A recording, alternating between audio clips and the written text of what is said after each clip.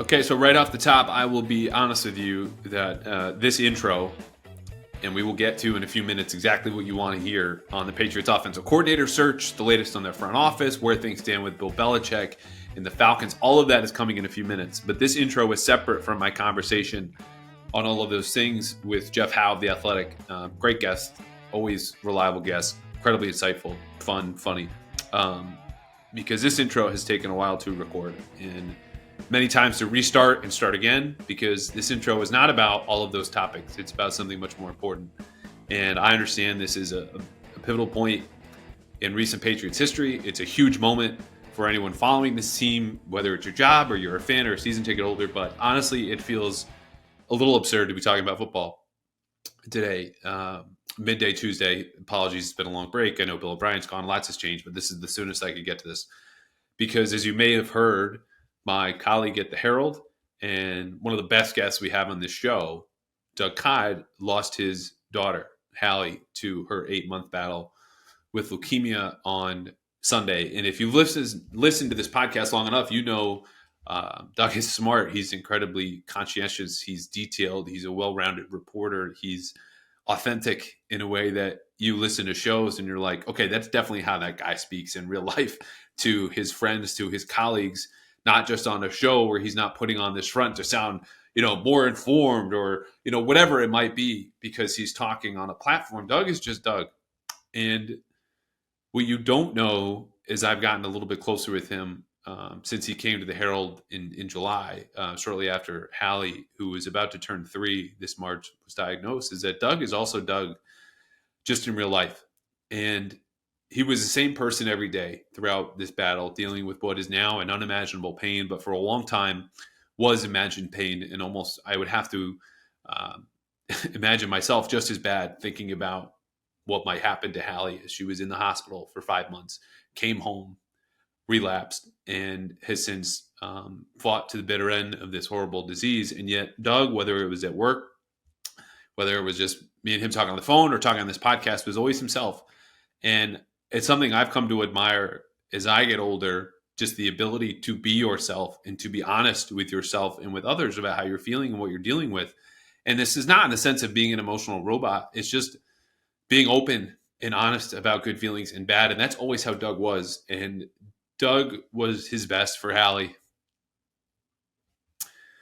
whenever she needed it. And I think that means a lot more than any scoops or rumors or things that we generally talk about here in this podcast. And I tell you this because shortly after she relapsed, I organized to raise some money with other folks on the beat, and I'm incredibly lucky to work with very kind-hearted and generous beat writers, Mike Reese, Mike Giardi, folks at the Globe, folks at WEEI, Mass Live. Like, I don't want to omit anyone, but we raised this money, and I gave a small speech as a big surprise to Hiy. We had a gift basket, tons of gift cards, few $1,000, and I told him that I would like to think that as a collective in this workplace, we would do this for anyone who is in need, as he was and still is now with Hiy's situation.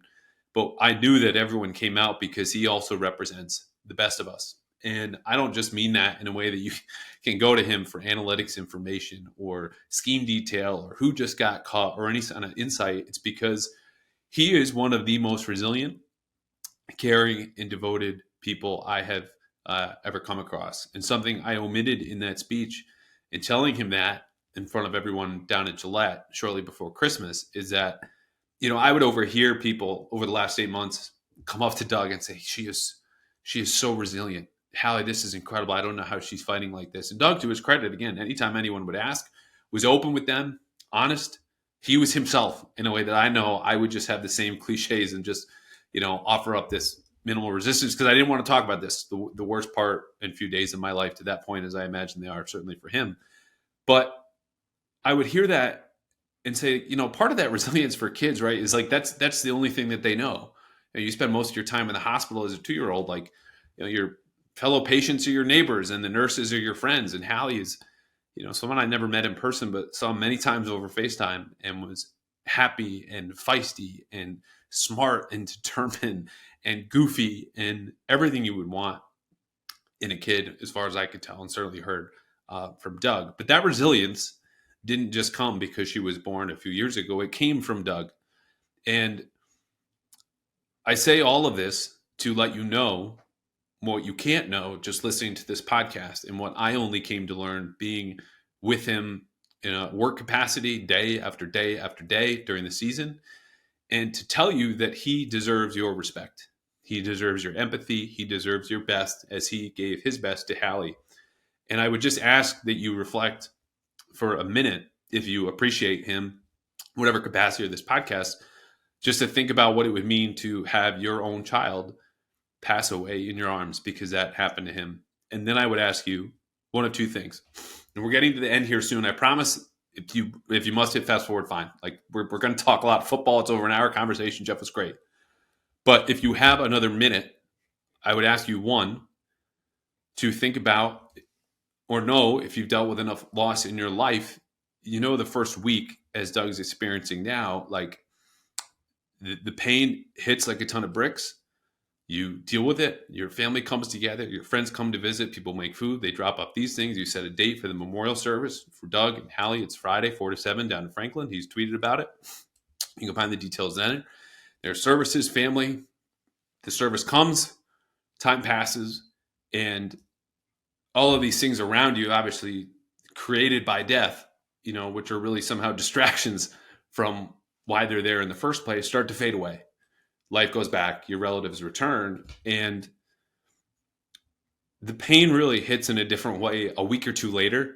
It's in the back of your mind. It's in the corner of every room that you enter, and that's when you need your support. He has had an outpouring of support through the GoFundMe to help them settle medical costs and the upcoming memorial service in a way that has been incredible, and I'm so grateful for everyone who's donated. And when I talked to him on Sunday night, he said to me, the GoFundMe support and just kind messages are what will really get me through this. And so what I would ask of you now, again, one of two things, is if you could just mark on your calendar or write a note for yourself or set an alarm to email Doug or send him a message on Twitter or contact him in whatever way you see fit. Not now, but maybe next week or the week after. In whatever form that you appreciate him in his work and his fight alongside Hiy these 8 months, because kind messages are what will help him get through this. And in those 2 weeks, when you start to feel alone, even though he will never be alone, and I will see to that, as well as his family and his friends, will really mean a lot. Because I know he's heard from people across the league, people within media. He certainly heard from me and my friends and my family. And it would certainly mean a lot to hear from you, a complete stranger, even if that's the case. And look, we all lead very busy lives. If that's something that is probably just going to slip your mind because in a week or two you don't have a second to maybe relay a message through me or email him, I would ask you then to see if you have time to donate blood or platelets. And this is the second thing, especially if you live locally to a children's hospital, because there are still hundreds and thousands of kids who are fighting like Hiy did, fighting for their lives. And at Boston Children's, they are in dire need of blood and of platelets. And I donated a few weeks ago. I'm going with my wife here soon again. It's something that we can all do time and time again. And that will have a material impact, be real help to those kids, as would a message to Doug. So this is it for me. You can hear the emotion in my voice. I apologize if this upcoming conversation with Jeff is maybe a little bit more low energy than you would expect here on the podcast. But hopefully you understand why before we get to the football, we started with life, because we all need our distractions. I hope this podcast has been a distraction for you, maybe in your tough times. But right now, the person who needs that is the one who's probably giving you a distraction or some joy in some capacity. And there's no one better on the Patriots beat or on a beat anywhere in the NFL, as far as I'm concerned, and certainly among the best people I know, than Doug Hiy. And Doug Hiy needs your help. So please write him a week or two from now. If you want to send it to me first, feel free, and make a point to donate your blood or platelets to help kids who can still fight like Hiy did as hard as she could for 8 months for their lives and for their families and for a future that Hiy Cod won't have now. Thank you. All right, Jeff Howe, National NFL Insider for The Athletic. And I'm going to say it one more time because as we've established here in the podcast, nobody likes hearing their title more than Jeff Howe, National NFL Insider for The Athletic. Been on many times, always gracious with his time. And if you remember a couple of months ago, last time Jeff was on, we talked about GM candidates for the Patriots in November. So before everyone else was going, oh, Adam Peters. And we're making the same joke about Ben Johnson. Come fix any problem in your life. Jeff was telling you that in November. So as the Patriots go deeper into their offensive coordinator search, I am excited for you to foretell exactly what's going to happen 2 months from now, maybe in free agency when you come back. But for now, we'll do a lot of coaching stuff. Well, I'm glad you caught me because I was just on my way to the gym and I wound up on your podcast again. It's weird how it always seems to happen that way. I don't understand. I think you're just like waiting around your house, just staring at the phone. Can the text come in? I really don't want to do legs. That's really going to be a bitch. Like, oh, good. There's Callahan. Oh, okay, good. I work out 6 times a year, and it's all right after my appearance on this show with you. And we always find a way to mention the gym in here. I don't know why. That's why I sent you that text earlier. Yeah. All right. We are recording midday Tuesday. There is no news as of the last 12 to 16 hours as far as the Patriots offensive coordinator search, which is the meat of what we're going to talk about today, as well as the latest in Bill Belichick in Atlanta, which has really just turned into a waiting game because the Falcons might call you in the middle of this podcast to ask if you want to come down and interview for the head coaching job because seemingly they're asking half of the league right now as Belichick waits after 2 interviews and just kind of sits on the sidelines. And then we'll get into a little bit of mailbag and get out of here. But as I mentioned, nothing new on the Patriots offensive coordinator front. The following candidates have interviewed: Nick Caley, Zach Robinson, and Dan Pitcher. What I want to do is just say, look, aside from those guys interviewing, what do we know? What do we probably know? And then what can we guess about the search, just kind of gleaning, inferring based on these interviews, what Mayo is looking for, what the next guy might look like, and what happens next. So aside from what I just said, Jeff, what do we definitively know about the search so far? Still seems to be wide open. And I think the biggest domino to fall is kind of what you alluded to right off the front, right off the top there is what's Bill Belichick going to do?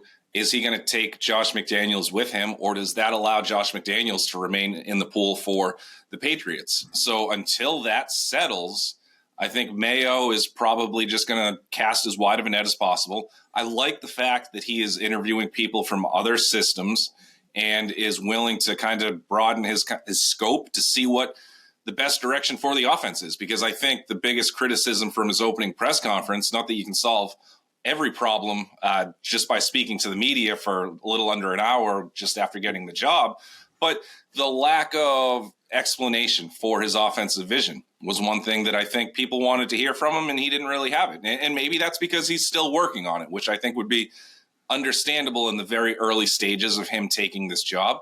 And as he does that, he owes it to himself to hear philosophies from coaches and other systems.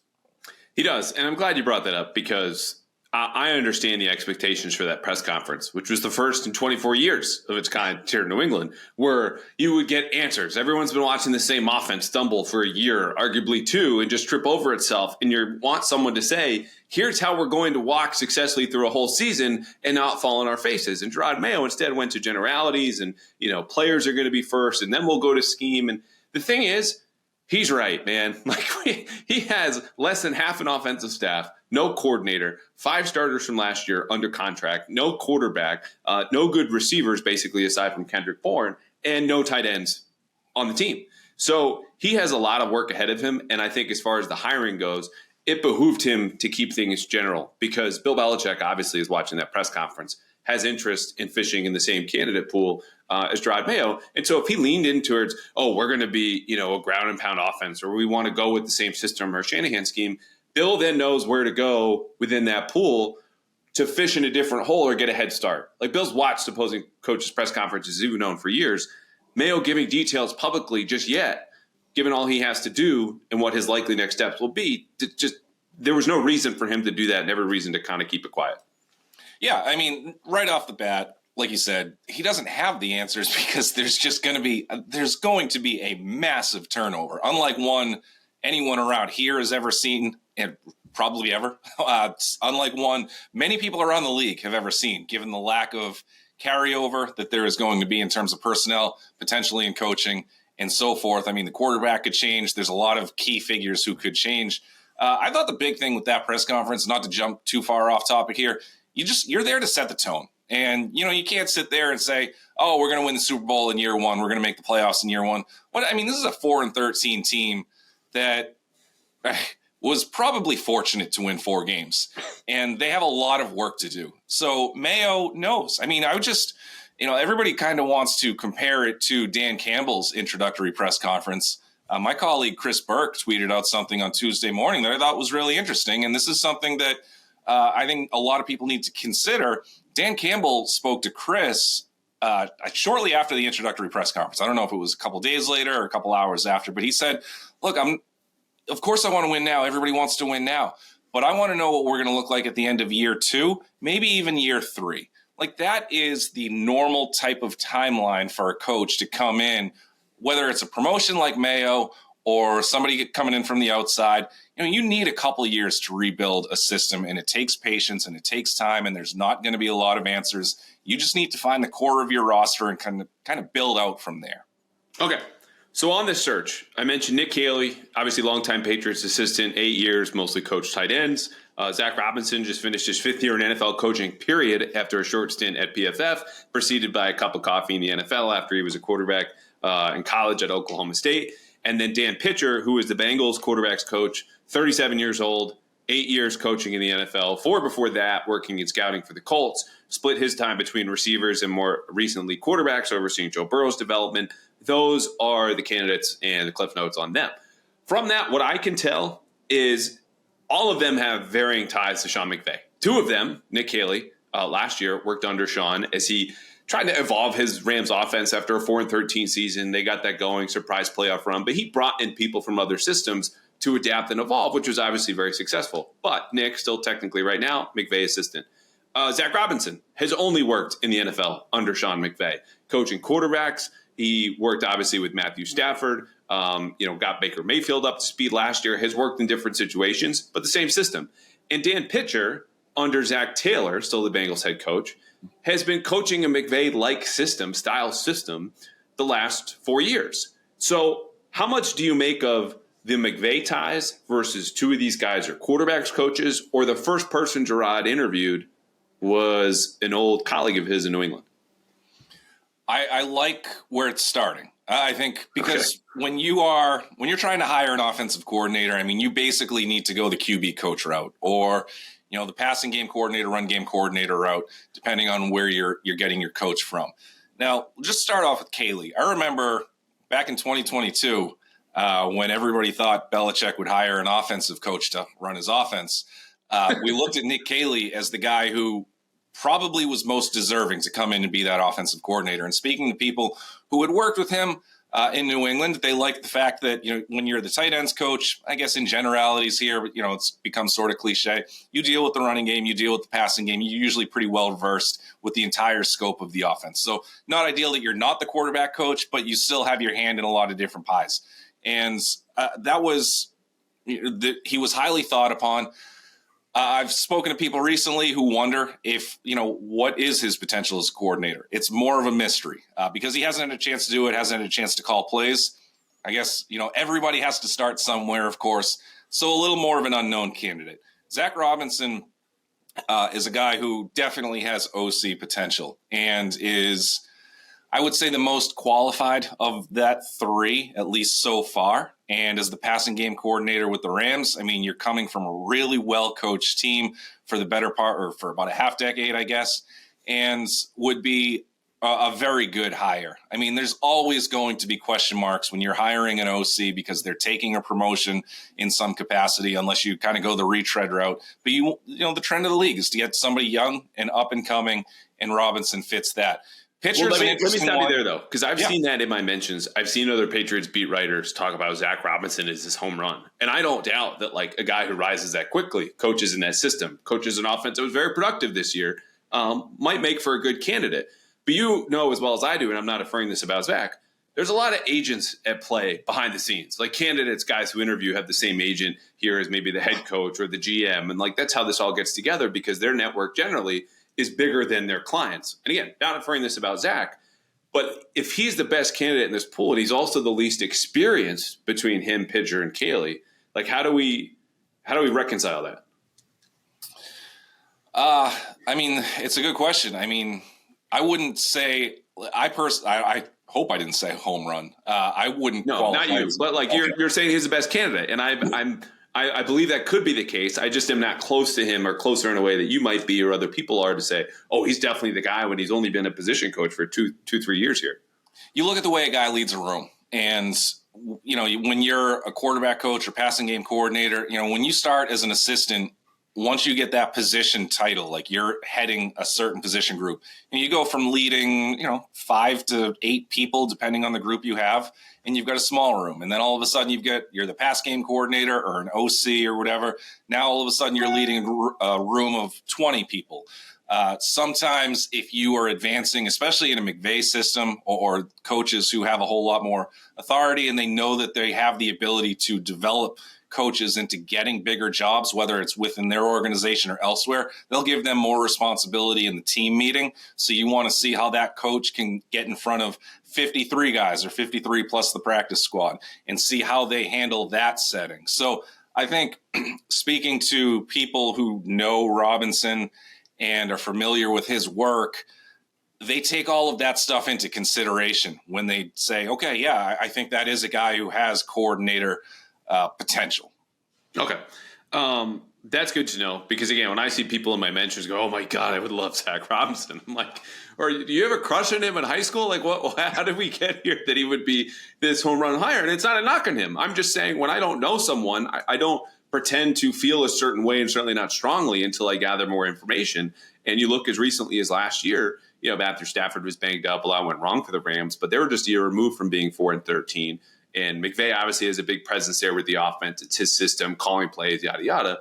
How much is Zach Robinson involved? But you make some good points. Same that folks would make about Gerard Mayo, only been coaching for 5 years, commands a room well. And Gerard Mayo just got the head coaching job for the New England Patriots.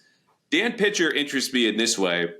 You talk about, someone who might be ready for a coordinator job. He's supposedly going to interview again with the Saints, once with the Raiders, and will today with the Patriots.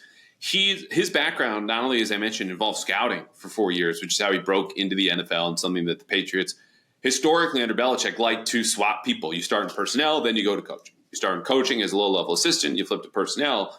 But when he worked under Zach Taylor, when Zach Taylor kept him as a holdover from Marvin Lewis's staff going from 18 to 19, he worked with clock management as far as an advisor to Zach Taylor and has since worked with third down game planning, which is so key. Now, the Bengals were only 38% on third down this year and obviously didn't make the playoffs, but he's got the quarterback coach pedigree. He sees the game from a global view as well as the roster going back to his scouting background. Now, he might stay in Cincinnati because they just lost their offensive coordinator to the Tennessee Titans, Brian Callahan. But that's a guy whose background, 8 years is better than 5 generally, like is more diversified. And that would give me comfort if anyone is looking at him as a candidate going, okay, that makes a lot of sense. He could step in for a job that he's not had before, and I feel confident he'll be able to do it. He can coach. I mean, there's no question. And I love the Bengals program and what Zach Taylor has done. I mean, you would get a strong candidate. I would be stunned if the Bengals let him leave because it just makes too much sense to make him their OC. But the experience with Burrow, who's one of the most demanding quarterbacks in the league, and heading into this season, I thought it was a razor-thin margin between Mahomes and him for 1 and 2. The injuries, were what they were. But I think that would be a really intriguing hire. I think a little inside baseball here, like you look at Pitcher and you say, well, why would he even bother interviewing with the Patriots and the Raiders? And the Jeff? Yeah. Yes. If not, that was wasn't. Sometimes they fall in your lap and you don't even realize it. It was a home run, Jeff. Well done. Okay. I think that the reason why Pitcher is taking these interviews, I would assume, is to expand his profile. You yes. Have that small circle, even if everybody's looking at it and saying, hey, you know what, this guy's not leaving Cincinnati. It's good for Pitcher to get the experience, but it's also good for him to expand his network. So all of a sudden you're going to get in a room with these other teams in objectively worse situations than what the Bengals can offer him. But now you have a chance to blow away a head coach or a general manager or an owner or a president, whoever's in the room with these interviews. And then, you do that. a week before the networking cycle starts, when the media has free reign to the NFL at the Senior Bowl, the Super Bowl, eventually the Combine and the owners' meetings, then people talk and you hear, okay, so-and-so was a really good interview. And then these guys get more and more publicity over the course of the season. Their profile expands. I mean, I know I'm kind of jumping ahead here. This is a very small part of it, but teams read the stuff that we write about coaches and their potential. I mean, I've had teams ask me about coaches that I've written about before, and it wasn't because they were saying, hey, should I hire this guy? It was just a due diligence sort of situation, because the example I'm using right now is just to show that, like, these teams read about this stuff. So when Pitcher is going out and interviewing with several teams, even though, again, we all expect him to stay in Cincinnati, this is good for his career path. It is, and I'm glad you brought that up, because I wrote this a while ago, and I think it was a profile about Dave Ziegler. And the more I get to learn about the league and cover it and try to catch up and report more, you'll understand that owners are just fans with controlling interest. That's it. Like, they read, they care, they look into things, they start their day, end their day on Twitter or articles or TV. And so some care more about perception than others. But being the intermediary between the coaches and the players, and sometimes owners and GMs, like, they go to media and care what's written about in certain places. I don't say that to sound any more important. I have no idea who reads what, aside from the Patriots. Absolutely read, or did, every single thing written about them and cycled through marketing and the PR department and football ops to make sure they didn't have any leaks. Whoops. But the owners do care a whole lot. And they're not necessarily a whole lot smarter than anyone else running a business. Oftentimes, especially the owners who inherited the business from their father or parents or whatever. Because, again, they're fans. They just have a whole lot more power. And that's also why you see coaching mistakes made. Granted, it's not an easy process, but let's move on. Couple things. Nick Caley, you mentioned, also interviewed for the Jets and the Texans offensive coordinator jobs last year. Again, kind of behooved him to get his name out there, understanding that if he was going to stay in New England like he did for 2022, better to get his name out there because, of how things went, and we all foretold heading into that year. All right, at long last, the Patriots season is over, but the NFL playoffs are just getting underway, which is a good time to remind you there is still time to get in on the action with FanDuel, America's #1 sportsbook. Right now, new customers get $150 in bonus bets guaranteed when you place a $5 bet. That's $150, 150 in bonus bets, win or lose. The app is incredibly easy to use. I do this watching the Celtics spice things up, second quarter in Charlotte. $5 on Tatum to hit more threes in the second half. And there are so many different ways to bet, like that, or live same-game parlays, new bets in the new Explore tab. You can make a parlay in the Parlay Hub, and lots more. So visit FanDuel.com/Boston and make your first bet a layup. FanDuel, the official partner of the NFL.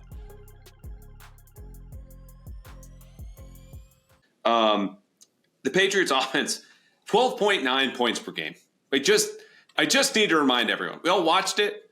That number, though, says more than any kind of recall or game or play could. 12.9 points per game, which leads me to this. What we can probably say about the coaching search. Just 3 candidates, but 2 things. I think Jerod Mayo is taking his time because they could not complete this search today or tomorrow if they wanted. They still need to interview an external minority candidate.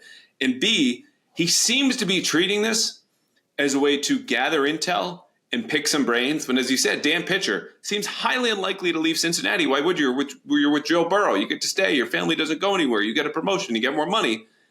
But he's like, F it. I want to know more about that system, your philosophy, your coaching. And if Dan's willing to sit down, he will. But I can't guarantee it.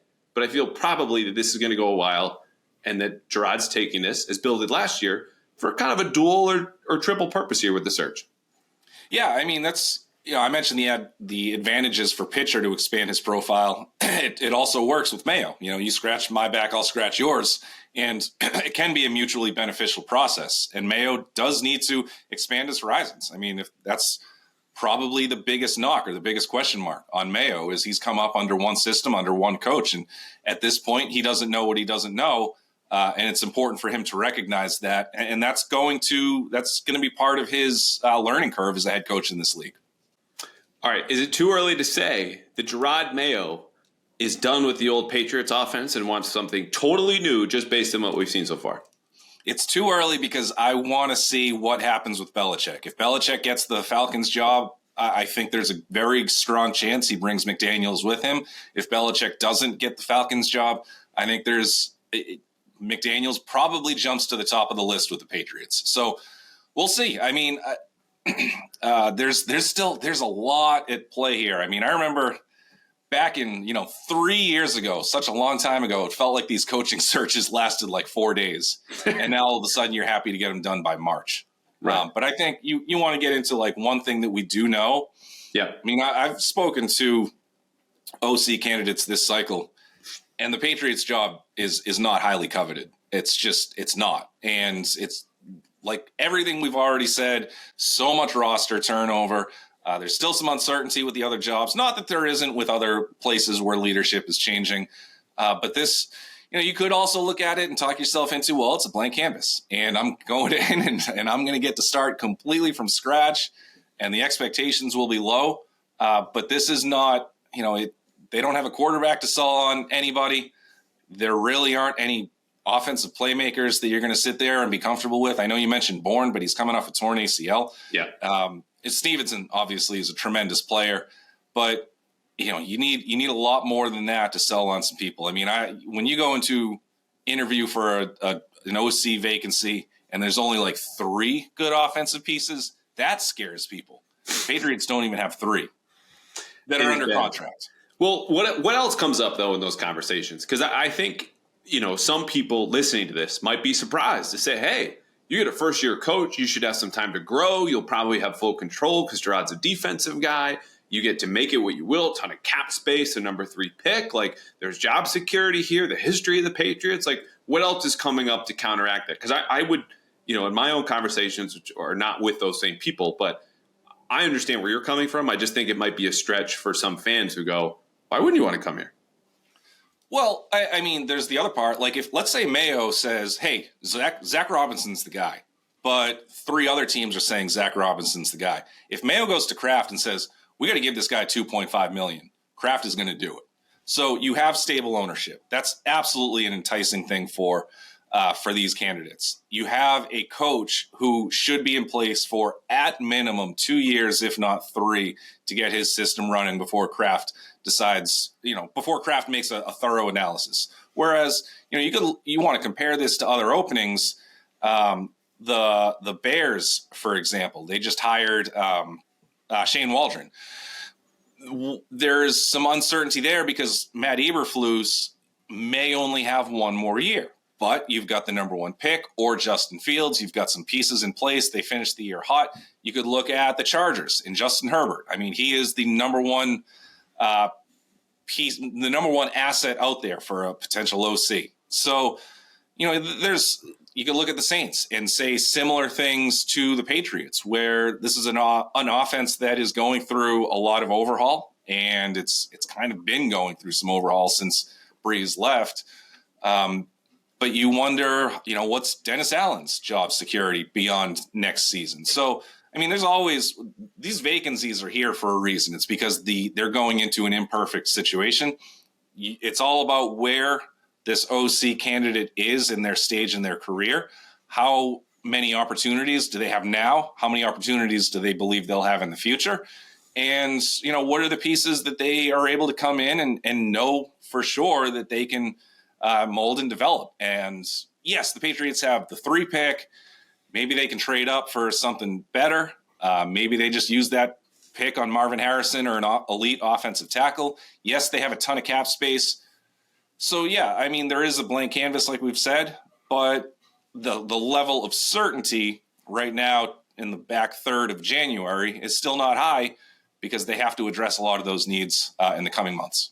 That's well said. And I think it boils down to the biggest part of any job interview, right? Like, it depends on the candidate. How many options do I have? What are my connections there? Like, Nick Caley and Josh McDaniels know what they're getting into going into New England. They know the crafts. They know the roster better, the system. Gerard, certainly. If you're Zach Robinson or Dan Pitcher, like, yeah, I'll talk to you. But, like, this is a big leap for me to move halfway or fully across the country to a system and a coaching staff that I've never experienced. And if I do go, how much hiring power do I have? Do I get to bring my guys? How many guys do I know? And could I pull them away from an LA to go to Foxboro, Massachusetts, or Cincinnati, where we should be in the playoffs if our quarterback is just healthy? There's a lot to consider there. And I think the further we go here, we're probably most likely going to end up in the scenario we all believed in the first place, right? Gerard hires a former head coach or experienced offensive coach to be his coordinator. Patriot ties are going to hold a lot of weight here for someone who has a smaller network as a head coach.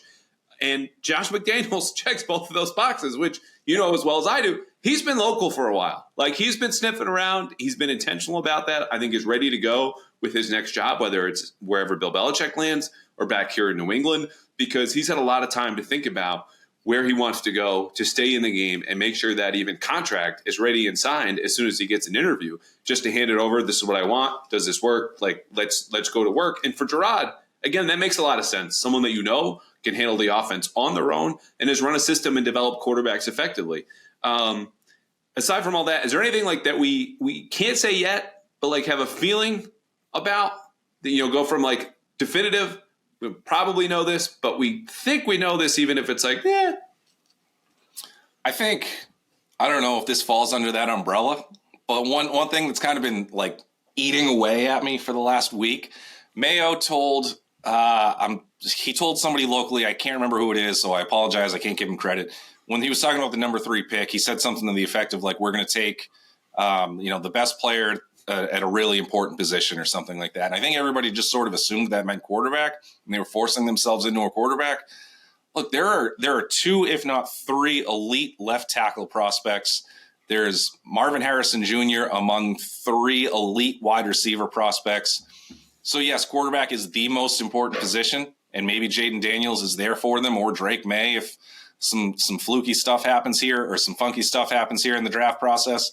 But wide receiver and tackle are 2 extremely important positions too. And the Patriots have not invested nearly enough into those 2 positions. So I'm not saying like everybody should be thrilled if they don't get an elite quarterback at 3 or the quarterback that they want the Patriots to get at 3, but you're still going to address a prominent need at that spot if they stay there.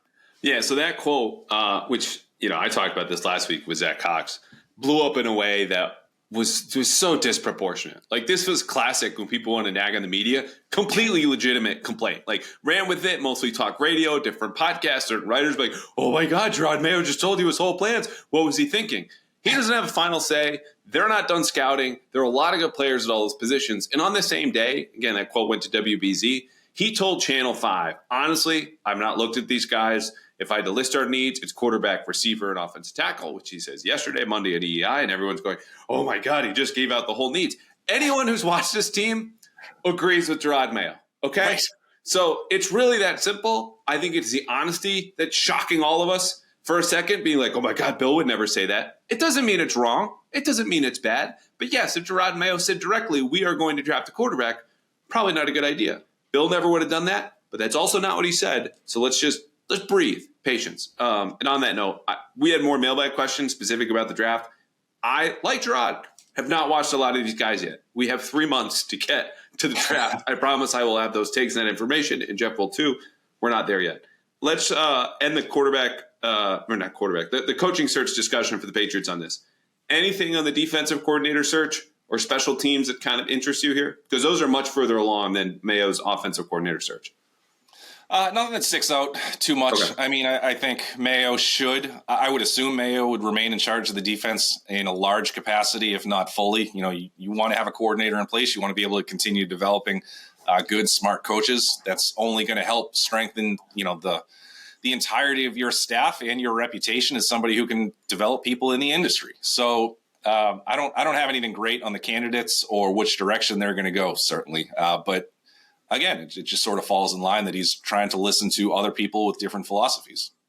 I agree. I don't know if I said this last episode or just wrote it, but when you look at the candidates they've interviewed, at least on defense, number one, none of them have coordinator experience at the NFL level. None of them have coached in the system that Gerard absolutely will keep in place and modernize and tweak and made his own, as far as what Belichick's done for years here in New England. And that says to me he's running the search either with a top candidate in mind, like DeMarcus Covington, and or is looking to recruit and pull these guys for jobs that they could have here in New England. Michael Hodges, linebackers coach from the Saints, regarded as a rising star. Your friend and mine, Nick Underhill, saying that last week. Christian Parker, young, early 30s guy with the Broncos, very good secondary there for the last couple of years. His third season, typically these assistant contracts are just 2 to 3 years in span. Maybe he's a free agent. And then you had Tem Lukabu, who was a Panthers linebackers coach, before that Boston College defensive coordinator, and guys that you could say, hey, you're not going to come in as a DC, but if we gave you a position coach job and then a run game coordinator title or a pass game coordinator title so that your current teams, even if you're under contract, can't stop you from taking it. Plus, we'll give you a pay bump.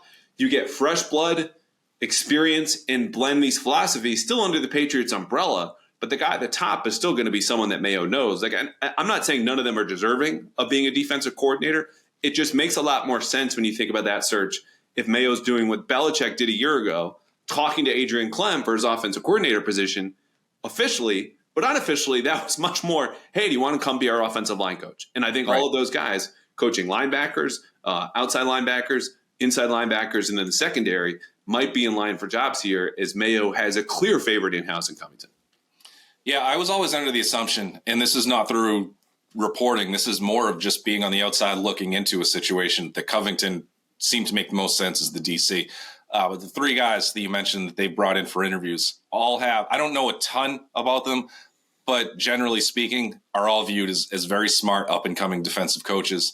So if they are coaching free agents, if you will, would be outstanding additions to the staff. If you do have to give them the promotion, you just got to make sure that you can find a title for one or two or all three of them if you're lucky enough. Yeah, and that's the thing, right? Is Gerard came out and said, titles are important to me. And that's obviously diametrically opposed to what we heard from Bill Belichick all the time, which is a way to suppress ego, keep everyone on the same page, and control, everything that you want in a way that says, okay, we're not going to name a defensive coordinator. Brian Flores will have the job, but I'm going to try to keep him further away from the media, keep him here longer. Gerard is looking at the opposite and saying, I'll use them as incentives, like maximize what they can do for me to help build a staff, which he's going to need to do. Here, obviously, as a first-time head coach who doesn't have a big network, but of note, Michael Hodges down in New Orleans as their linebackers coach, not only has gotten typically the best out of his players down there, most notably Demario Davis, but worked as a co-defensive coordinator with DeMarcus Covington in 2016. So if Mayo is going to expand his network here, it's going to be through Covington, who's familiar with people who might be working under him in a week or two. And oh, by the way, could be hired anytime that John Mayo wants, because Tem Lukabu, the first interview, fulfilled or satisfied the Rooney Rule, which means that, again, if I'm conducting a search and I know who I want, I'm not saying this is the case, but the first thing I do is take care of, all the red tape. Again, not saying Tem's not a worthy candidate, but that allows you to conduct the search any way you want after the fact without having to set up an interview with anybody else, because he's the external minority candidate, and that's that. All right, I lied to you earlier. I'm not done with the coaching search unless you have one more thing. Yeah, I'll hit on one more thing. Just based off of jumping off from what you said, how Mayo harped on the importance of titles. And that's important.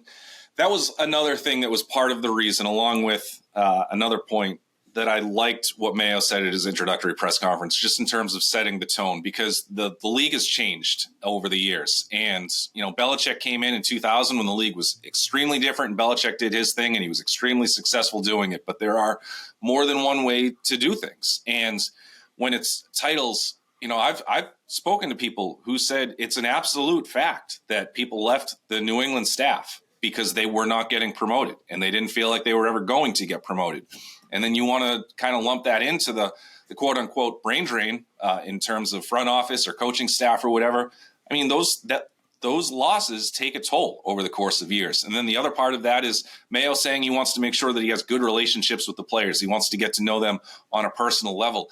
That stuff is extremely important. That it is so much more important over the last, let's call it 5 years of the NFL, where it's just a different generation of player. Players want to have a good relationship with their coach. I know I've said this in the past, I've possibly even with you, but I can't stress this enough. It is so important for players to feel like they are empowered by their coaching staff. Now, Belichick wasn't always like that, because Belichick came from a different era, and understand that totally fine. Like what Belichick did worked for a very long time. And I'm not saying this is the reason why things fell apart or whatever. Like we'd be here for days if we kind of got into that discussion, but just the importance of making sure that the coaching staff and the players are viewed maybe not necessarily as equals, but not too far of a disparity between one and the other, because it's important to reach these guys. I mean, I've talked to players who've said, look, this coordinator, this assistant coach, this head coach, like, I will run through a wall for him. And it's not like you're going to tackle any harder or you're going to try to do whatever on Sunday. It's like it's Monday when everything hurts and everything sucks and you need to wake up at 6 a.m. and get into, team meetings and rehab or whatever. It's on Wednesday when you're still kind of sore, but like you got to be at the facility at 6 a.m. Like these guys are going to show up in a better mood because they believe in the guy who's running the whole operation. Again, not trying to compare that to what Belichick did. I'm just trying to heighten the importance of the things that Mayo said and why this is just sort of a different generation. And it's really important for this younger generation of coaches to understand that. And kind of traveling around the league as much as I have in this role the last few years, a lot of these younger coaches do see the importance of that.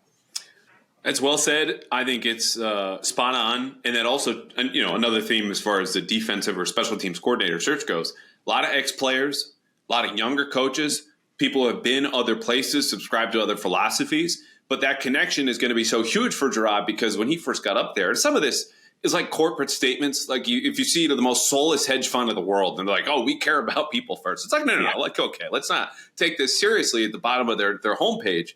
But with Gerard specifically saying, I want to develop people, the starting point for this, and I've said this before, is connection with them on a human level. I'm going to know you. You are going to know me. That's the starting point. Not your job is this, do your job, and let's wash our hands and do that.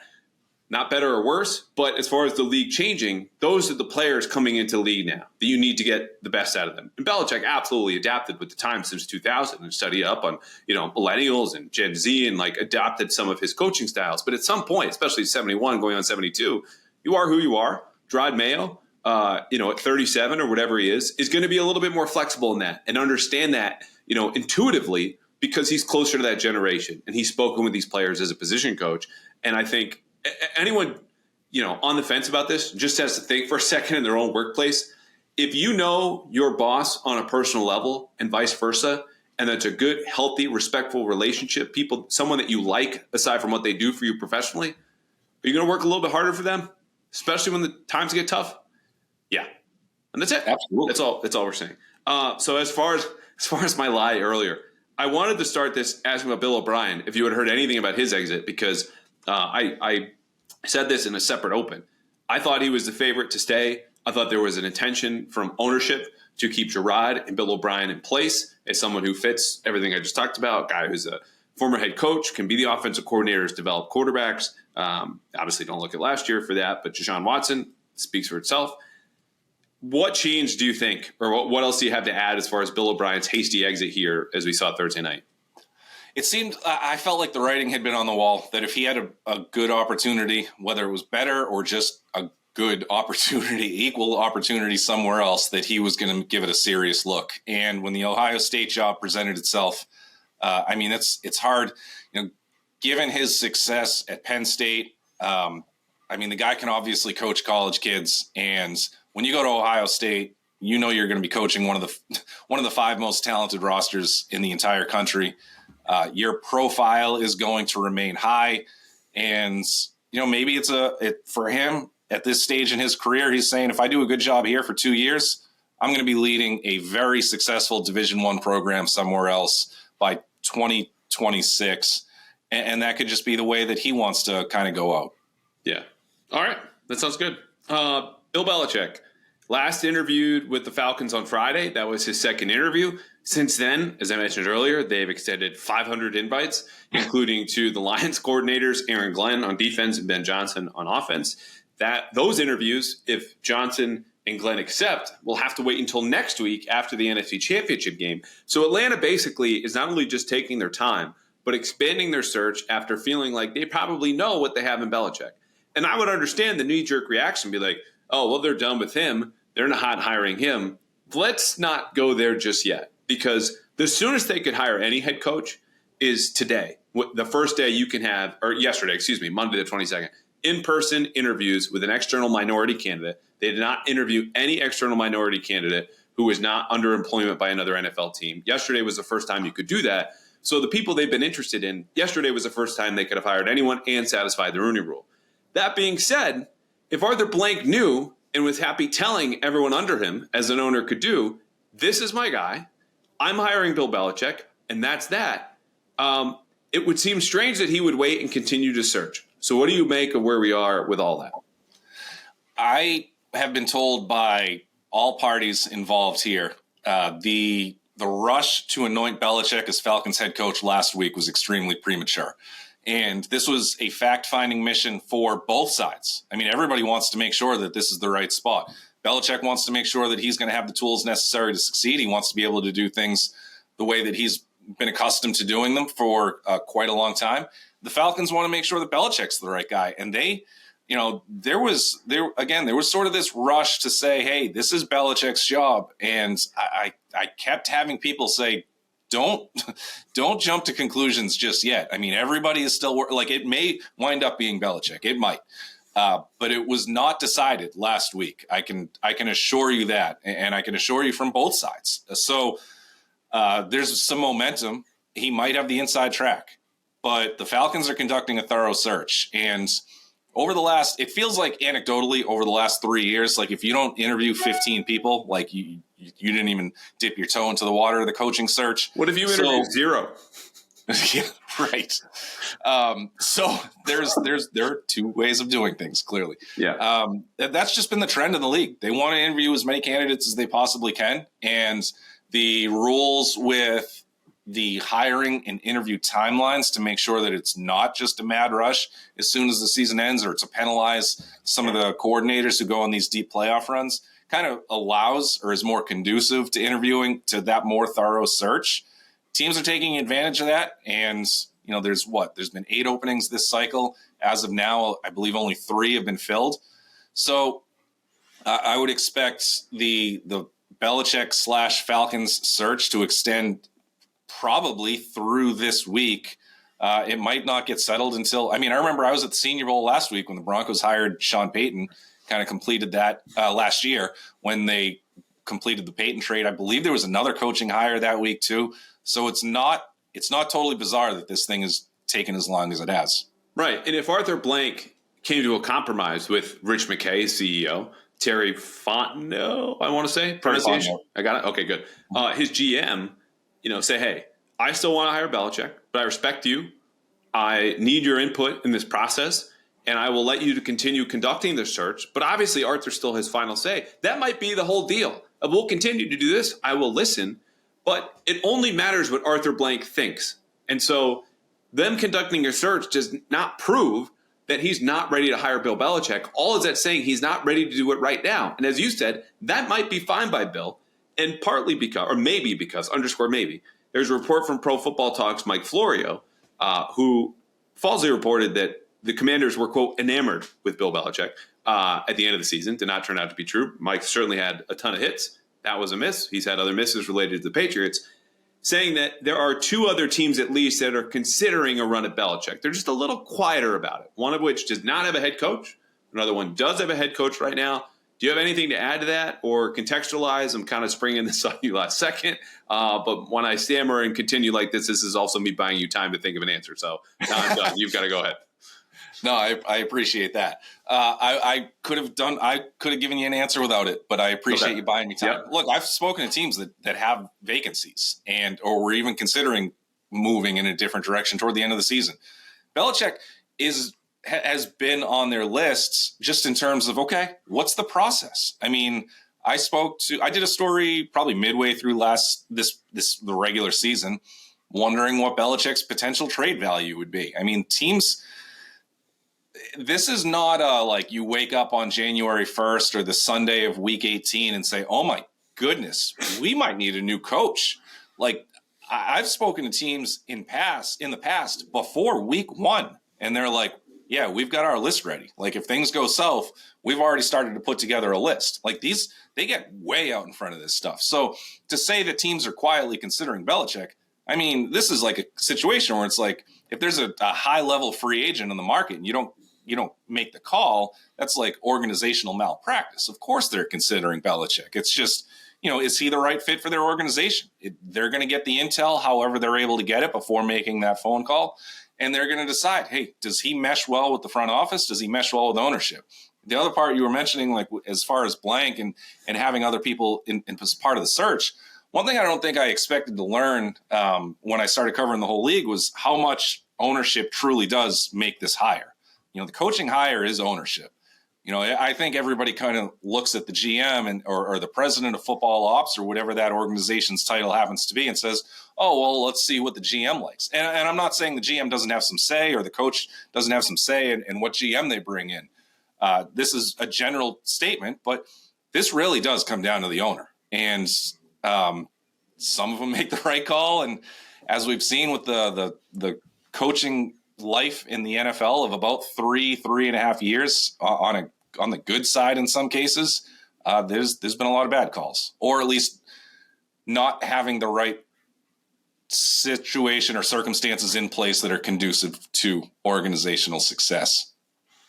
Is that like HR manager Jeff coming in to correct this is a bad call, like couch it in as many ways as possible?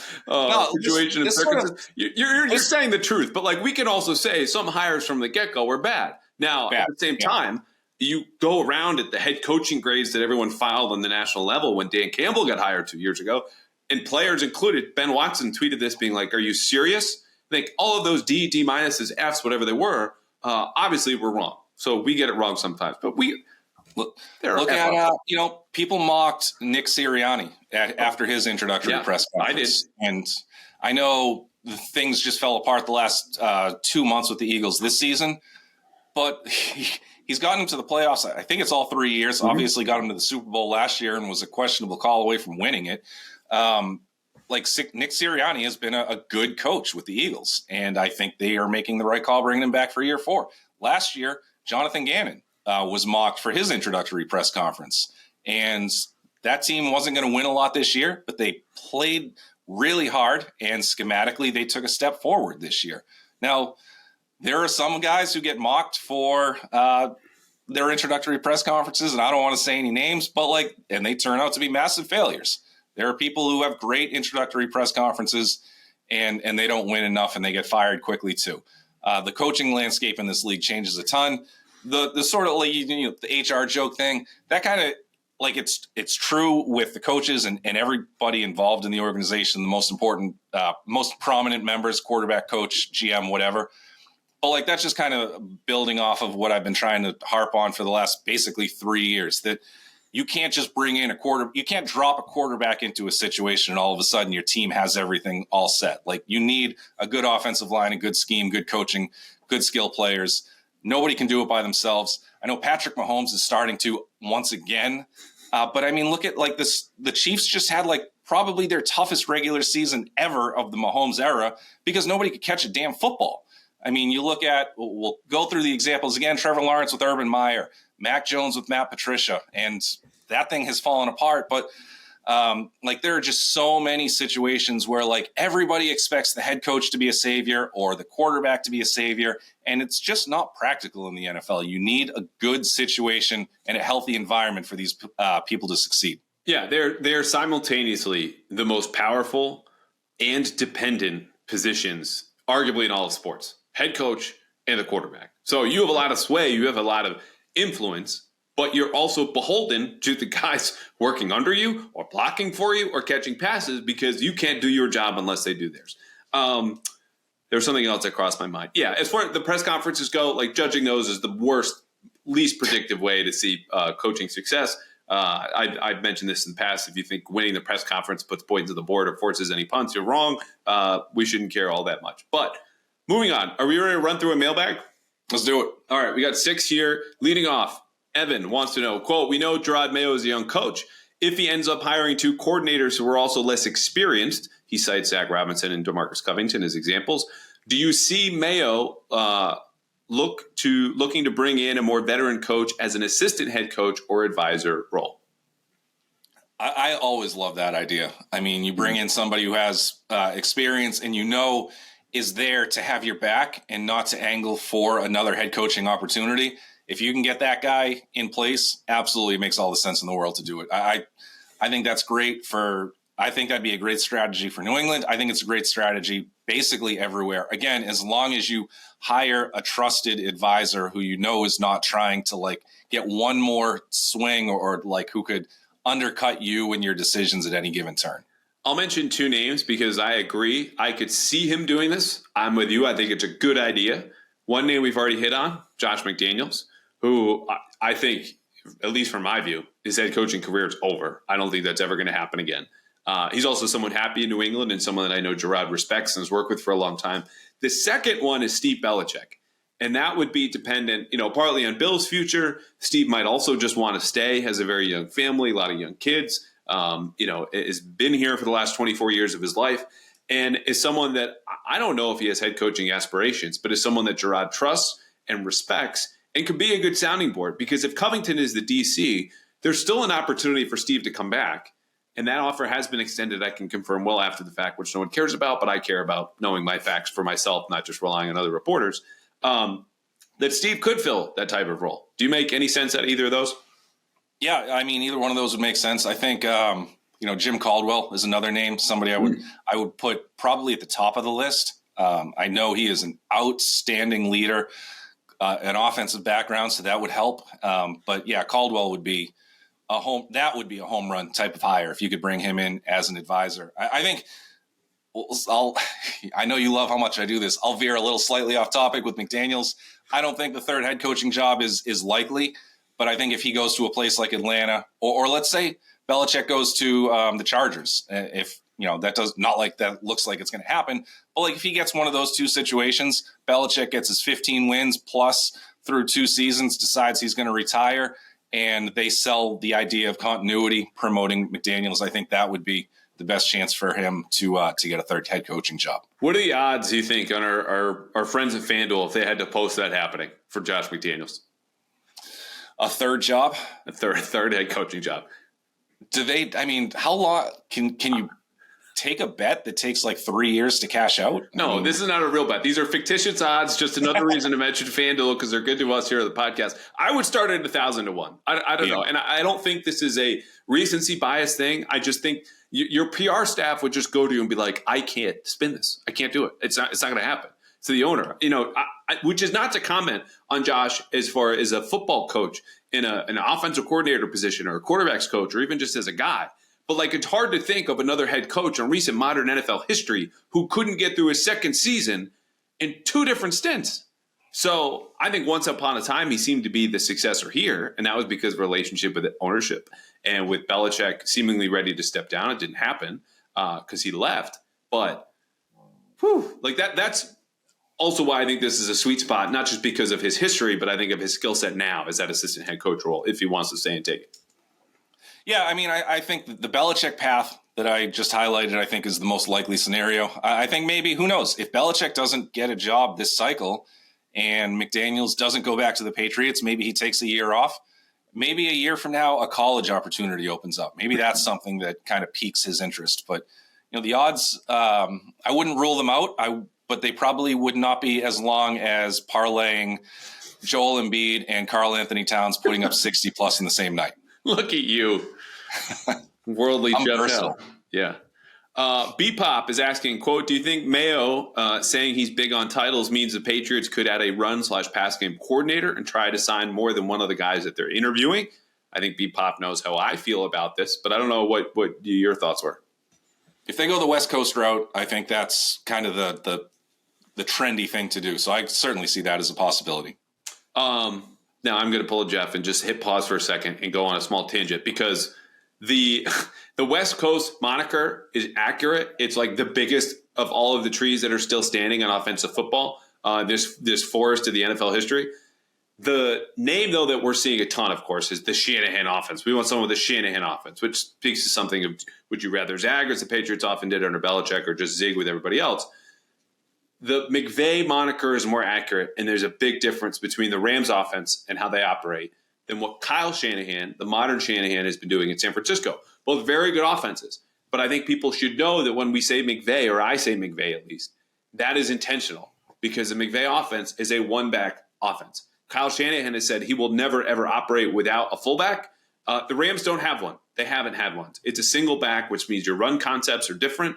The Rams also prefer almost exclusively tight splits, play from a lot of 11 personnel. It's not a lot of the wide zone stuff where everyone's going in the same direction at the line of scrimmage and the running back's trying to find a crease. That is more of the 49ers, who are also incredibly multiple with the run game. But as far as the personnel and formationally, the 49ers do a little bit more where actually I think McVay holds true to the traditional classic late 90s, early 2000s Broncos, Mike Shanahan concepts. And that is where the Patriots have been leaning and tried to lean in fully with this knockoff weird Patricia Judge version in 2022, stealing some of their stuff to apply. But just a small tangent there. Anything to object to? Nope, you're good. Okay, thank you. Moving on. Lucarino, quote, can we finally get a couple of analytics professionals in the building and make some better fourth down decisions? Damn it. Damn it was my author's edit and note. But where do you stand on that? Gerard talked about analytics on Monday on WEEI, but what do you think as far as this goes? Yeah, absolutely. I mean, I think every organization needs an analytics department or a smaller staff or whatever devoted to that type of strategy. And that could be an all-encompassing type of setup or however you want to put it. Whatever happens, they're not going to be anywhere near as conservative as Belichick has been. I would be surprised if they ever became as aggressive as Dan Campbell or some of these other coaches, Brandon Staley have been. I think there is a happy medium to be had. I will never hate the idea of taking points. I certainly understand having the more aggressive approach closer to the goal line. I've been for a couple of years now all in on the down 8, go for 2 strategy that failed over the weekend. That one makes all the sense in the world. But yeah, I would expect Mayo to modernize the football ops. Well, let's talk about that really quickly because as I understand it, that down 8 strategy, is really simple. That you were down 14 at one point. You just scored a touchdown. The reasoning for going for 2 is that when you have 2 2-point conversions, which would be the approach here with both of your touchdowns, you are more likely than not to convert at least 1. And so if you nail the first one, going from down 14 to down 8, you go for 2 and you get it. You are down 6. And you have just opened up a door that would have stayed shut if you just kicked an extra point and the extra point. And that door leads to a lead.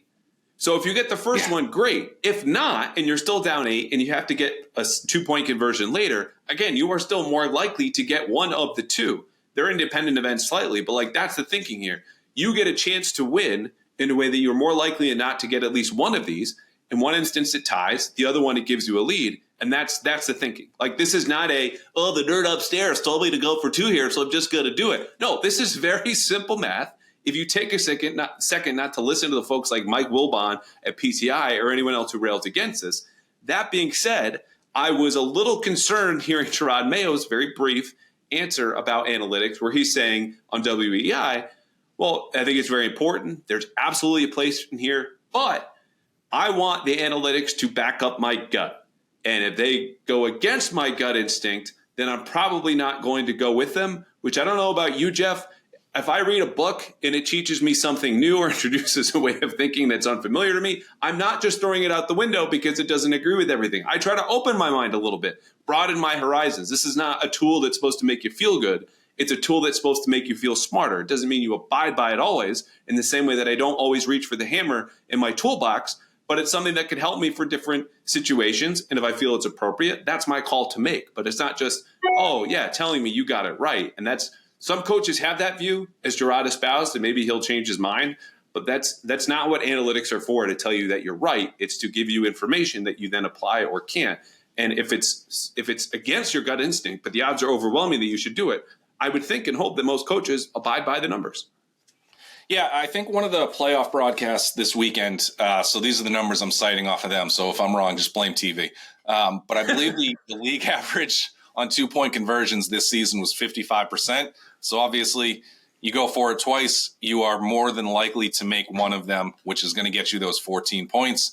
And the league extra point percentage, I can't remember if they said it was 95 or 98. 95 sounds more realistic with the backed up extra point. So you're not as, it's not a sure thing to get both extra points these days either. And like you said, it opens up the possibility of getting down 6 and then kicking the extra point to win. I remember watching at least 1 or 2 games this season when that happened. can't for the life of me remember which teams were playing. So that example isn't that great. You're just going to have to take my word for it. And if I'm wrong, I'm 40 and I'm senile at this point. So anyway, but the other part too, like when you talk about going with your gut, yeah, matchups matter, circumstances matter. Mm-hmm. I mean, Dan Campbell going for 2 in that Dallas game after the penalty, I didn't like that. But the other part is, hey, this is the identity I'm going to preach to my team from day one, from when they reported in April or July 25th or whatever. I told them we're going for it. Whenever it makes sense, we want to go for the win. We're going to be tough. We're going to be aggressive. We're going to make teams fear us. We're going to always want that seed of doubt toward the end of the game. We're going to put the pressure on them. So I sort of get that, because you don't want to back off. You don't want to change your coaching style in a very important moment of the season. All of a sudden you show up to work on Monday and you did something a little differently, and then they start questioning you. Whereas if you go for it, they're going to keep believing in you. So there's some back and forth there. I mean, you talk about like going forward on like 4th and goal from the 7. Like I hate that, but I certainly understand going forward on 4th and goal from the 1, as long as you don't have like a Vita Vea across from you or something like that. I mean, if you have a Jalen Hurts and a Jason Kelce combination, you get that tush push that works 95% of the time. Right. Go for it every single time. So yeah, I mean, you always have to think about everything in the matchups and whether or not the gamble is worth it, or the culture that you're establishing. But when you can kind of bring all these numbers as part of it, and you can go into a game, like you're not going to decide this with 2 minutes to go in the 4th quarter on the fly. Like this is something that that you've discussed with your staff probably by Friday of every week, maybe again on Sunday morning before kickoff, and you have to feel confident in what you're going to do. Yeah.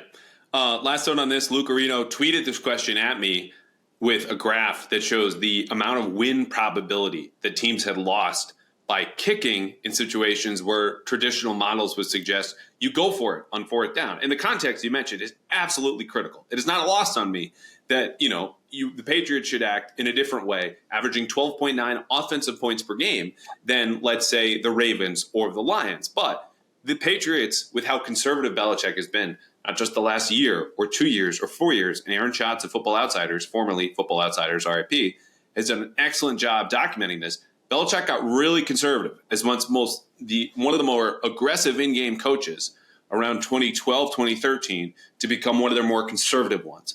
And you don't see this win probability that you lose when you don't go for it on 4th down, okay? But what you do see is a chance for another team to get the ball and then score, and then you lose those games. It's more obvious, the failure, and publicly so, when you go for it on 4th down, you don't get it. But when you do get it and march on, like sometimes we overlook how key those calls were to go for it on 4th down, which the Patriots just flatly haven't done basically for a decade. Gary, very different arena for his question. What's up with Cole Strange? Nothing on his injury. Mike Reese says he's on a rehabilitation track. Do you know what's going on with Mr. 69? I don't. I'm sure Gronk is, very sick that's not his title anymore. Yeah. But no, I checked in on that when he went down. For the life of me, I can't. Was it a knee, an ankle, or something like that? Foot? Did you say? I didn't hear anything at the time, and quite honestly, I just haven't followed up. Yeah. I can tell you it's a foot. This is a situation where, look, I've shared things in this podcast that I've not corroborated with the proper, preamble of, hey, this is not a fact. This is what I've heard. I want to share these things. But when it comes to Cole and what I heard a month ago and could not corroborate, and now my memory gets a little foggy, only thing I'm saying is comfortable as foot. We should all trust Mike Reese and his own reporting. And so I know it was a serious injury and not just that he missed the rest of the season, because at that point it was like 3 or 4 more games. It would have been an injury that kept him out a while. And that's all I got here. But Cole Strange, I think should be okay, and you certainly hope for the best. Generally speaking, a quote unquote serious, air quotes are, there we go. Yeah. Serious foot injury, especially for a 300+ pounder going into the season. That can be as scary as, a serious knee injury too. So, you got to take the rehab seriously with something like that. Especially when he started his year with a similar injury and missed basically off training camp and then jumped in late, and you're playing catch up. And I'm not saying the two are necessarily connected, but it's going to be in the back of his mind as far as rehab. But if he's already started rehabbing, that's great news. I remember when Julian Edelman came back from his foot surgery, I believe, in 2015. Yep. And whatever year that was, and how long that took him, and then left for a little bit in that training camp because all of a sudden the foot got numb and tingly or whatever, which is like actually a totally normal course of that recovery process. I mean, it's just the foot injuries are scary. And the foot injury basically ruined Aaron Dobson's career. And people talk about a tangent. Talk about this guy. This guy had a really productive stretch of his rookie season, and then his entire second off season in the league, first full off season, was wiped out from a recovery from a delayed foot surgery because they weren't able to fully diagnose how quickly it was going to heal. I mean, foot surgeries or foot injuries, the more serious ones, are not always great. I'm not trying to say that's the case with Cole Strange. Yeah. But I hear foot injury, and it gives me a little pause. A little scary. IG77 asking, quote, rather than go through the formal GM search process pre-draft, do you think the Crafts might use the interim title on Wool or Grow and punt on the formal process while evaluating the front office staff? There's been an evaluation process. I mean, they're reaching out to people. I would be very surprised if they didn't expand the top of that staff. I mean, they're based on the amount of conversations they're having. I saw that report that they might wait until after the draft to name a GM. I don't think that's the likely scenario. I mean, I guess anything is possible, but they're not just going to bypass free agency and go through the entire pre-draft process without having a pretty good feel for who is running the operation here. I mean, there's plenty of time to get everybody in place. It may not be the traditional setup that people want with the GM title because that hasn't been Kraft's way of operating since he took over, or maybe it is. I don't know. I mean, I know Elliot Wolf is very, very highly regarded. I've said that multiple times, both in-house and around the league. And if they do promote him to GM or they do make him the head of the shop, then the Patriots, I think, will be in a good spot. But, I don't think it's time to hit the panic button and say all of a sudden, hey, you know what? These guys are going to wait till May to figure out their front office. That's not going to happen. Yeah, I'm already on the record saying there's clear inconsistency here saying, oh, we need more time to figure out what we have in Elliot Wolf and Matt Groh when you hired Gerard Mayo, who, yeah, sure, you got to know him as a player and they value that. But it's not like Elliot Wolf and Matt Groh are strangers to the Crafts. I think knowing that they have done some research on certain candidates, many of whom I think people could guess on the outside, tells you that at least for now, they're comfortable not hiring immediately. It's a strange situation. I don't think you would need to slap an interim title on anyone because I don't think the Patriots are going to name an official GM, and that's something the Crafts have never done. You also have Matt Groh, who's still at the top of the personnel department, and if you wanted to pivot to Elliot Wolf, well, his title's director of scouting. So, that's pretty all-encompassing as it is. College, pro, whatever. So he might be able to keep his title until after May. That's when you officially switch things around and unofficially go, Elliot's going to move into the top job. He has final say if that's what they choose to do. Or you bring in someone like we've all said the same names, John Robinson, Dave Ziegler, who knows, Bob Quinn. They haven't reached out, as far as I know, to people like Mike Borgonzi, who are also out there. Pat Stewart's another name internally to keep an eye on. All of those guys could make sense. It's just a matter of how quickly do you do that and understanding that they're going to throw out their scouting system less than 2 months away from free agency and 3 months away from the draft. They're going to rely on those voices. It's just how different are the final decisions going to be made than what you got under Belichick, which obviously those were not as fruitful as you would hope because that's why he's gone and why they haven't hit on, unless Christian Gonzalez breaks the streak, a first-round pick in 10 years and a free agency class. I don't know. And I guess you could count 21, but before then, 17 maybe. Yeah, I hadn't considered the possibility that they could just restructure the hierarchy based off the in-house guys after the draft. I think that would be that's certainly a possible solution. I like that idea. I think the one thing that I feel like is a pretty safe bet here, because they wasted no time promoting Mayo, whoever is running the front office or the side of the personnel department is going to have a really good relationship with Mayo. They're not going to undercut him. They're not going to bring somebody from outside the tree who is going to be angling for power and trying to figure out, if things all of a sudden don't go well. I mean, they're going to lose some games next year. Yeah. Even the Super Bowl, the Super Bowl favorites have tough stretches every season. Like, there's going to be adversity. HR manager Jeff does not need to couch this. The Patriots are going to lose a lot of games. We all get it. It's okay. What you don't want is a situation where you have that adversity and then you have the GM trying to undermine the coach or the coach trying to undermine the GM. These two people two figureheads are going to be in lockstep. Criticize the process all you want. I certainly understand that. I get it. We've talked about this in the past.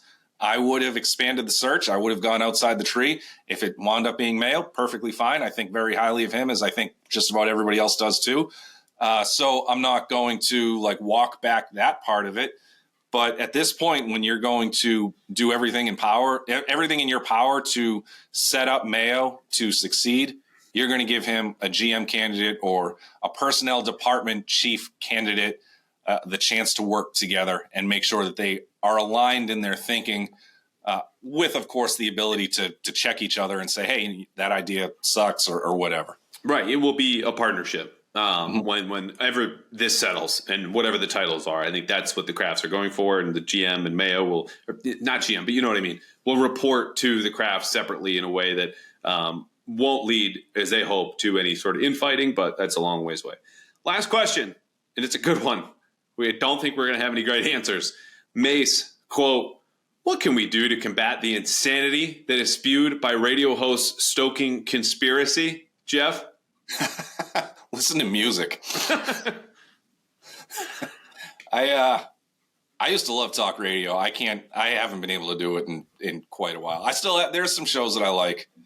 I don't want to name them because I don't want to play favorites, and I don't want to say one that I like and have, it's like the tweet where it's like, there can be multiple sentences on Twitter. It's like, oh, I like waffles. And then the next person's like, why did you just tell me the pancakes suck? Yeah. I don't want it to be one of those situations. Look, they have a job to do. I will never get behind the logic of, taking a beat writer's report and just destroying the reputation of the beat writer just because that report doesn't make for a good radio. Or vice versa, you got a controversial report and all of a sudden it's like, well, let's just take everything at face value because that just makes for a better show. I think there are more than enough fantastic topics to discuss in this city that you don't need to start trying to ruin the lives of the beat writers by making them look like schmucks. Like that's a ridiculous strategy and a reason why I stopped listening to those guys quite a while ago. And listen to music. Listen to music that makes you happy. Yeah, I'll just say, look, it's none of our jobs to do this. I appreciate that some folks understand that, there is a lot of conspiracy out there. It's entertainment. That's what they do. And it's a very different job than, the standards that we're bound to. And some of the hosts today were once bound to as beat writers. And that makes you feel maybe a little bit disappointed that, hey, you don't have to play by these rules anymore. But you understand where I'm coming from and the work that goes into all of the reporting that's done and how careful it is and how your reputation's at stake. If you say something wrong I understand that the public's view of the media has probably never been lower, sports or otherwise. But you say something wrong on the radio, it's just another Tuesday. So I agree with you there. And I would just say, just don't listen. I am with Jeff. I used to love talk radio. It's not a commentary on anyone in particular. I pivoted to podcasts a long time ago. It's a much broader menu than you'll find just on two stations or whatever in Boston sports or any city for talk radio. But I know I'd seek out, people that not only entertain me, but educate me. And if you feel like that's what you want, great. Hopefully you find that here. If not, I would understand listening, whatever station, whatever time. There's a lot of pro wrestling going on.